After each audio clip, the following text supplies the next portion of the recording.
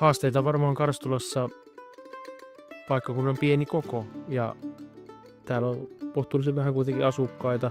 Onko tällä hetkellä 3500 varmaan, niin se rajoittaa tietysti sitä, että niin se asiakaskunta on kohtuullisen pieni kuitenkin. Kyllä, ja sitten se kausivaihtelu on iso, että talvella se volyymi on niin paljon pienempi kuin sitten taas kesällä, kun tulee mökkiläiset, tulee lomalaiset ja kaikki sitten semmoinen ohikulkeva matkailija, niin se on tietenkin se suuri haaste, aina se, miten varautua oikein. Ja sitten varmaan kaiken kaikkiaan niin sanotaan, että oli oikeastaan mikä tahansa yritys tai liiketoiminta, niin se sellaisen 3 vuotta ottaa ennen kuin se niin kuin ihmisten tietoisuuteen pääsee ja ihmiset oppii tuntemaan ja tulee sitä satunnaista matkailua. Tulee niin sanottua puskaradiosta kerrontaa sitten, että ihmiset oppii löytämään, että aha, täälläkin on tällainen paikka, että käydäänpä tuolla ja se sana kiirii sitten eteenpäin, että sekin ottaa omaa aikansa.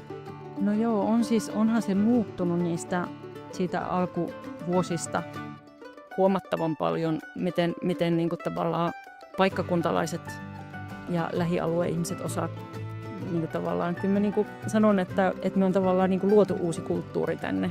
Kahvilakulttuuri on niin kuin tullut lähemmäksi eri ikäluokkiin, että yllättävän niin kuin pienet lapset on oppinut sen, että kun vanhemmat menee perjantaina hakemaan hoidosta, niin sanoo niin, että nyt mennään kahville lähikonttiin.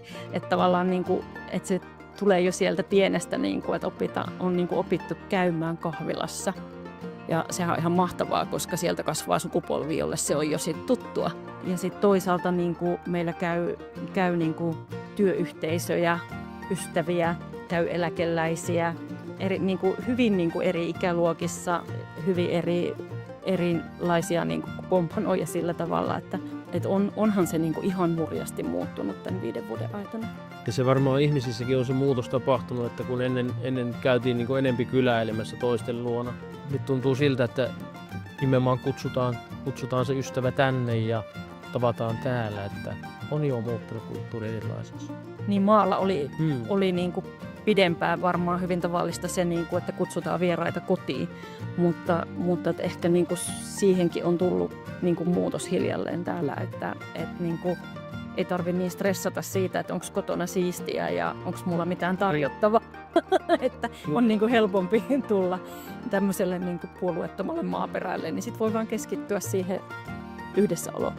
Joo, ja sitten kyllä tämä niin sanottu somemarkkinointi, niin kyllähän se on sellaista, että se sitten leviää niin kuin laajalle. Ja siinäkin on kokeiltu, meillä on nuoria kesätyöntekijöitä ollut, ne on sitten tehnyt TikTokia ja kaikkea tällaista sitten, että niin kyllä kaikin keinoin on semmoisia erilaisia kokeiluita tehty. Mutta kyllä niin kuin ehdottomasti paras on aina se asiakkaiden oma kokemus. Se kun joku niin kuin jakaa sen semmoisen aidon kokemuksen siitä, niin kuin, että